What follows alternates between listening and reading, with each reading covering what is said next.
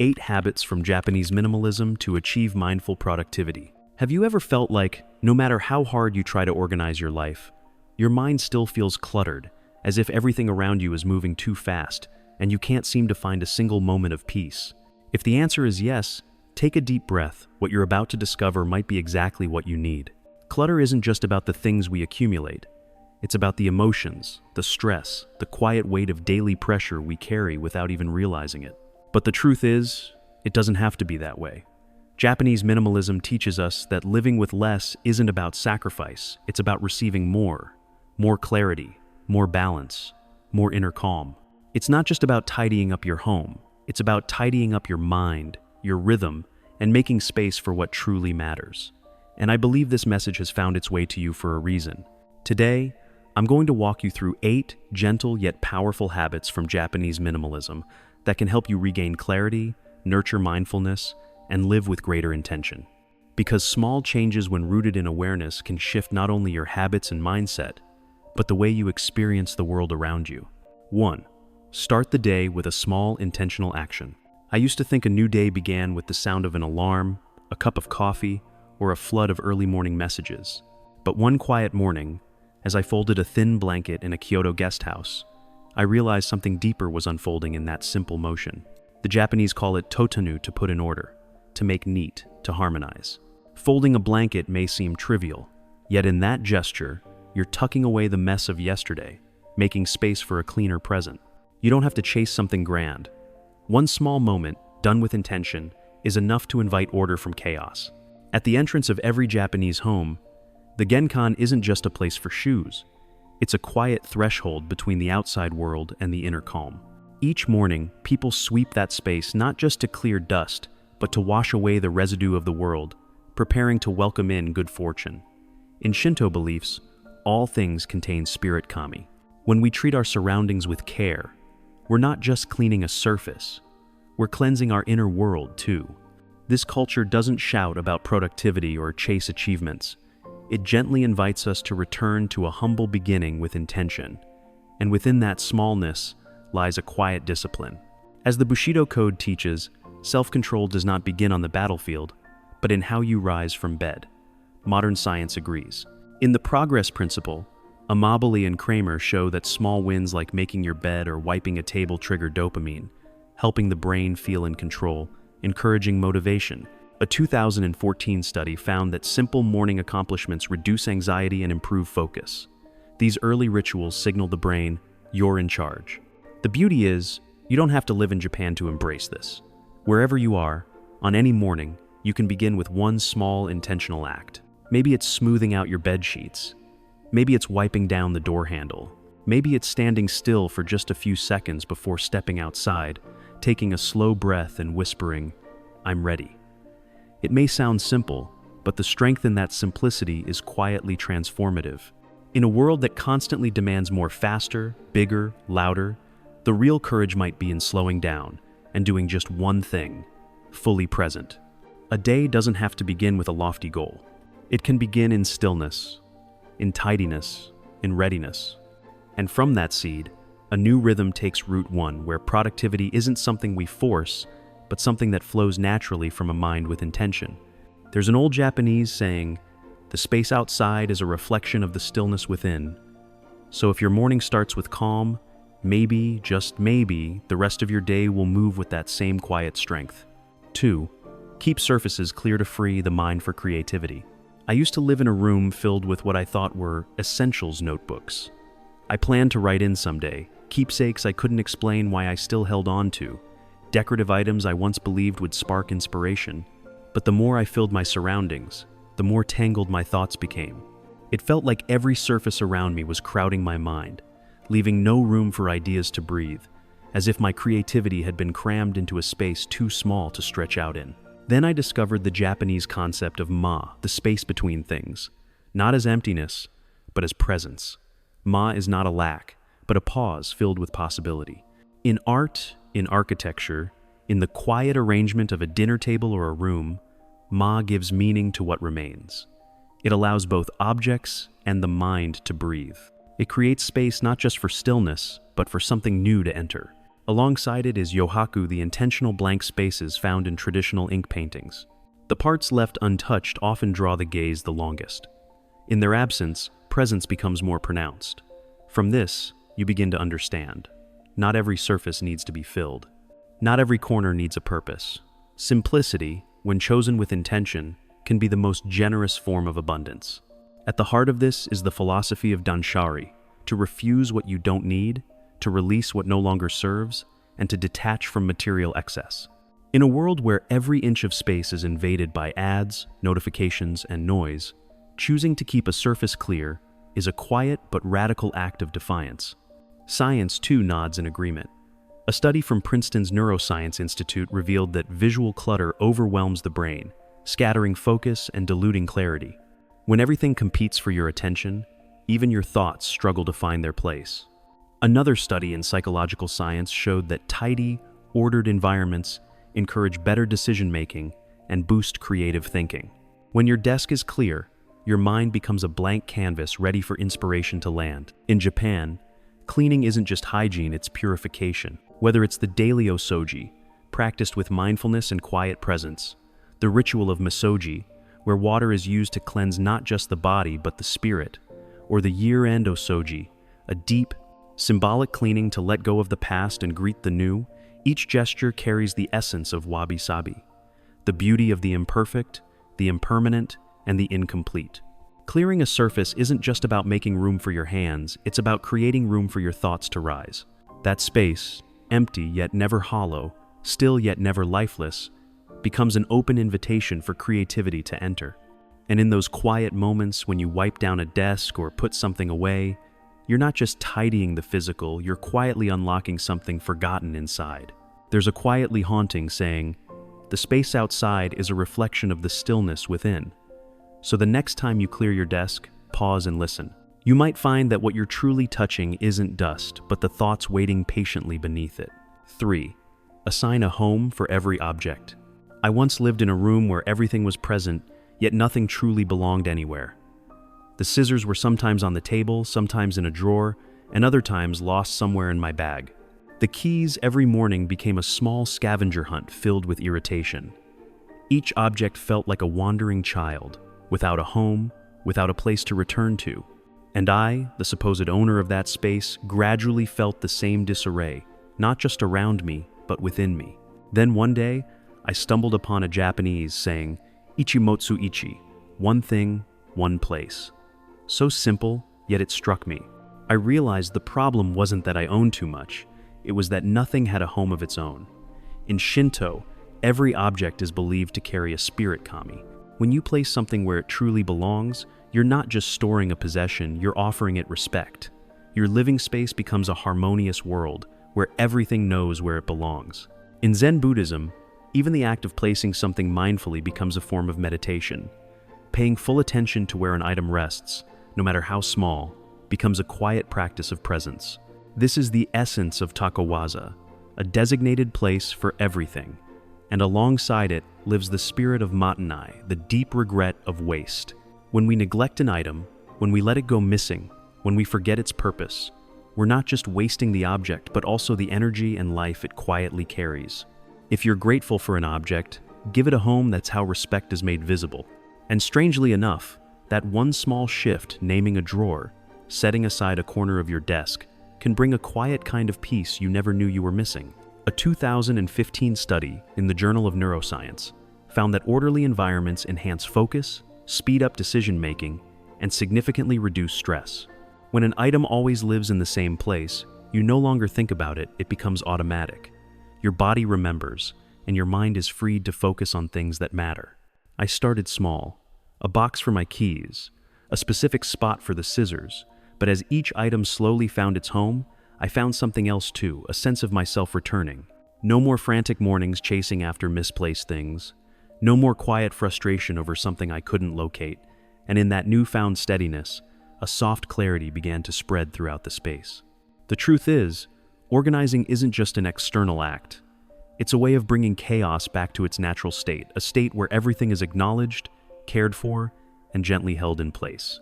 Just like we return to our breath in meditation, returning an item to its place is a way of returning ourselves to the present. 4. Make use of waiting time. There's something curious about modern life. We often complain that we don't have enough time. But the truth is, time hasn't shrunk. We've simply lost the quiet spaces in between. Those moments while waiting for the water to boil, standing by the elevator, or sitting on the bus, we don't call them life, we call them dead time.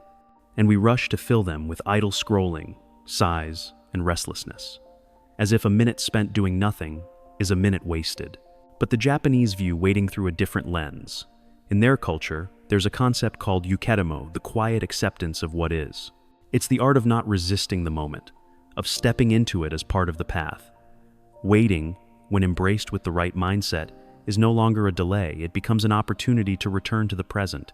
Paired with this is the spirit of motenai, a gentle regret over waste, not just of material things, but of time itself. If you're given a moment too small to do something big, then do something small with heart. Like the practice of kinjin, where walking becomes meditation, or sado, where pouring tea becomes a ritual of stillness. Those in-between seconds are no longer empty, but transformed into quiet places of awareness. Modern science gently affirms this too. A study published in the Journal of Positive Psychology found that using brief pockets of time meaningfully, even just for a few minutes, helps people feel more in control of their lives. It boosts happiness and reduces stress. Most notably, when we avoid losing ourselves in our phones during these moments, we preserve our mental energy. The mind clears and focus deepens. I started adopting this habit in small, simple ways.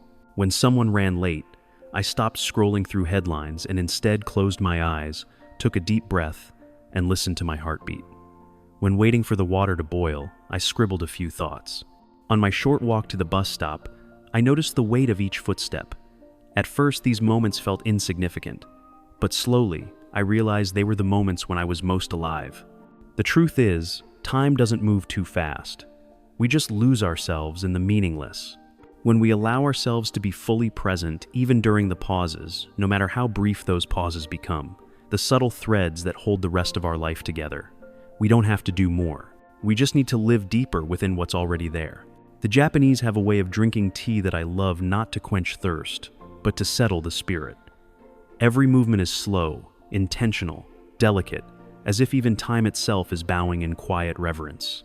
And I think, if we could live like that even in the middle of our busy days, then every moment, including the ones we usually overlook, could become a treasured part of our journey back to ourselves. There's a line I often remember.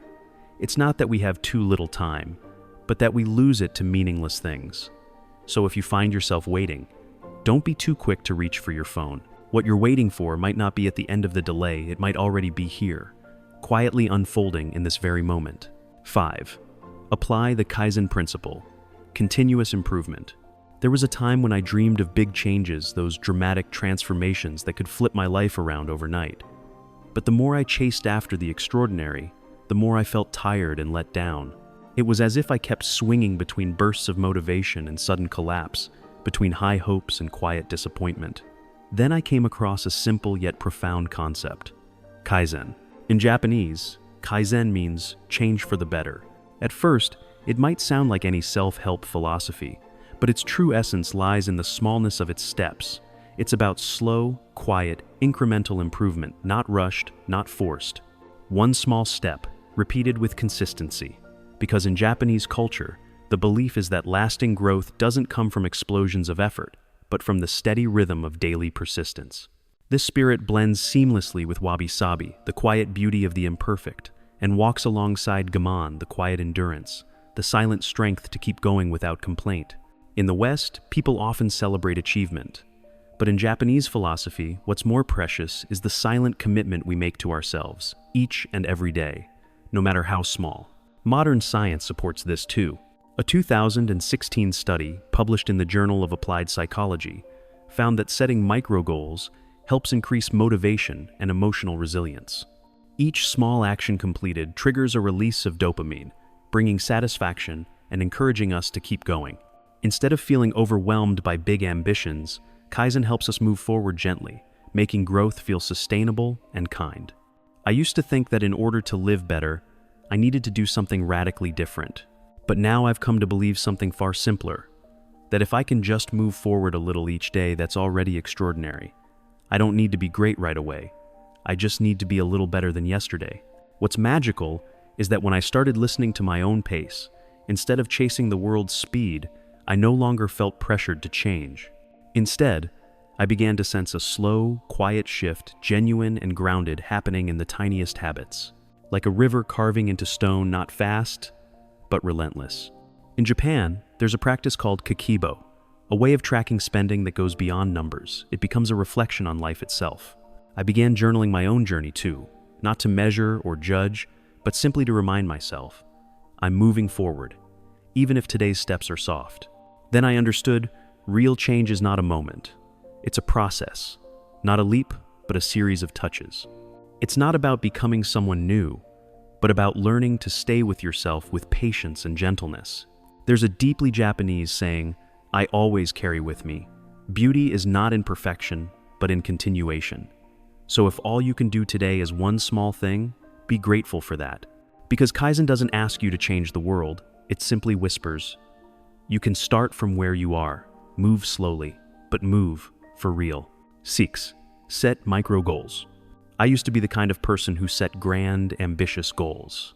Learn a new language in 3 months, write a book in 6 weeks, completely change my lifestyle in just a few days. But the bigger my plans, the more overwhelmed I became, trapped inside my own expectations. Every time I failed to keep up with the pace I had set for myself, I fell into that familiar spiral of disappointment and self-blame. It wasn't until I discovered a different approach, smaller, quieter, yet far more powerful, that things began to shift, setting micro goals.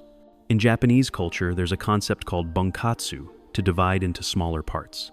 Instead of facing a task as one massive, intimidating whole, the Japanese often break it down into small, manageable pieces that can be completed one step at a time. Alongside this is teinei, a spirit of care and meticulousness in every step, in every detail. And to avoid scattering one's focus, they follow ichiji ichiketsu, one moment, one decision. At any given time, you focus on just one thing. It's not about doing more, it's about doing less, but doing it fully. These principles, which originate in traditional crafts like pottery, calligraphy, and kimono making, hold profound lessons for managing goals in modern life. Because what exhausts us is not the action itself, but the feeling of being swallowed by the sheer size of the goals we set for ourselves. Modern science affirms the power of micro goals. A 2018 study published in the Journal of Personality and Social Psychology found that achieving even the smallest goals releases dopamine, creating a sense of accomplishment and energy. That feeling fuels motivation, strengthens emotional regulation, and builds a positive feedback loop. When a goal is no longer too big to face, it stops being intimidating. And when it stops being intimidating, you can move toward it step by step. I started by writing down 3 small things each day. Not finish the project, but send 1 email. Not exercise for an hour, but take a 10-minute walk. It seemed so small, almost insignificant. Yet every time I crossed something off, I felt lighter. And that feeling, that quiet proof that I was capable, slowly pulled me out of the old cycle of procrastination. The beauty of micro goals is that they don't drain you. Instead, they create a gentle kind of movement that spreads quietly. Each small action is like a raindrop landing on still water, sending out ripples that expand farther and farther. And one day, you realize that the big dream was never a single destination. It was the sum of countless small steps you took without even noticing. There's a line I love. You don't need to see the whole path. Just take the step lit by the light you have. Each micro goal is that small light, enough to guide you forward, one step at a time. With the spirit of wabi-sabi, I no longer demand perfection. All I ask of myself is progress slow, imperfect, but real. Because I've learned that if each day you do just one meaningful thing, it won't be long before your entire life is shaped by those quiet, deliberate steps. 7. Maintain a daily rhythm. There was a long stretch of time when I believed that flexibility meant freedom. I stayed up late and woke whenever I felt like it, worked only when inspiration struck, ate at odd hours, and called it a non-traditional lifestyle. But slowly, something quiet began to unravel inside me. I felt scattered. Not because I had too much to do, but because there was no rhythm anchoring me. Each day felt like a song without melody, just a series of disconnected sounds with no beginning and no end. That changed when I started paying attention to how the Japanese live their daily lives. There's a concept called kisetsukan, the awareness of seasons. It's not just knowing when spring or summer begins, but moving in harmony with nature's breath. When the leaves start to change, they shift their meals. When the rainy season comes, they adjust their pace. From the Matsuri festivals to Shinrin-yoku forest bathing, every activity follows the gentle rhythm of the natural world. They don't resist time, they move with it. Alongside that is jikanwari, a structured timetable. But it's not the rigid, suffocating kind. It's a soft framework, much like the kata forms in martial arts or tea ceremonies, forms that guide, but still leave space for breath. Within that structure, there's stability. When you have even one fixed point in your day, a morning walk or an evening bath, your mind doesn't have to brace itself against the unknown. There's a quiet trust in the pattern. Science echoes this wisdom. A 2019 study published in Nature Communications found that people with regular daily routines experienced less anxiety and significantly better focus. When you're not burning energy constantly deciding what to do and when, your brain is free to focus on more meaningful, creative pursuits. Even more, when your lifestyle aligns with your natural circadian rhythms, moving with the day, the light, the seasons, your body heals better, and your emotions settle more easily. I started rebuilding my rhythm, not through strict discipline, but through gentle anchors, a consistent wake-up time, a moment of silence before each meal, a simple evening ritual to end the day. Gradually, I felt like I was living inside a melody again, no longer racing against time, but learning to dance with it. What surprised me most was how the most ordinary things, when done at the same time each day, became sacred. A glass of warm water in the morning, a few quiet lines in a journal before bed, a pause of stillness between two tasks. These small, intentional pauses became gentle moorings that kept me from drifting. The Japanese have a way of living that I've come to deeply admire. They don't try to do everything at once, they do the right thing at the right time. They don't rush through life, they move with steadiness. And from that steadiness, depth is born. As the saying goes, you don't need more, only the right moment. A good rhythm is one that listens to your body and spirit, and moves with nature's quiet call. And then I understood freedom isn't doing whatever you want, whenever you want. Real freedom comes when you live with rhythm, so your mind no longer has to wrestle with chaos, but can instead float gently within a current that knows where it's going. 8.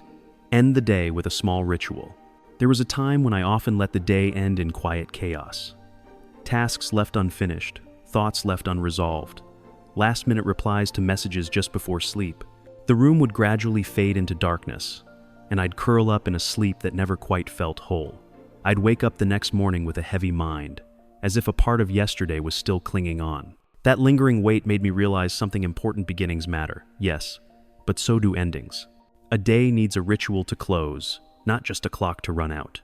In Japanese culture, there's a practice called osoji evening tidying. But it's not just about wiping down surfaces, it's about ending the day with awareness. It's a way of folding away what's left, touching your space with a quiet thank you, acknowledging that it's been with you through another full circle of time. When the Japanese fold their bedding futon wo tatamu, they're not just tidying up a mattress. They're realigning energy, returning order to the room, and offering the body a peaceful place to rest.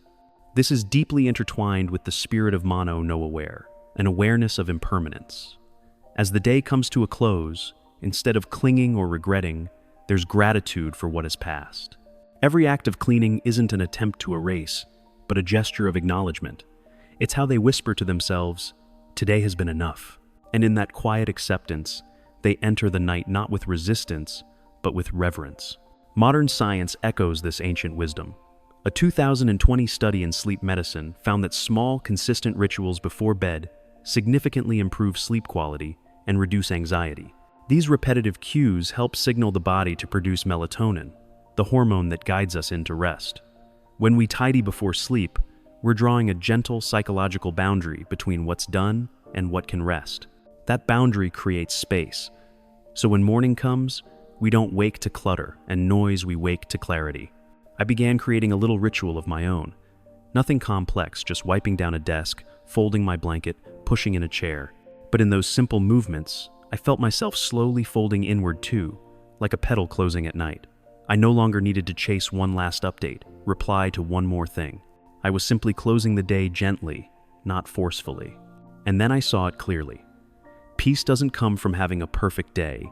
It comes from ending the day with gratitude. When we give ourselves a moment to tidy not just our space, but our inner world, sleep stops being an escape and becomes a meaningful pause, a return to stillness. The Japanese have a way of living that's deeply meditative.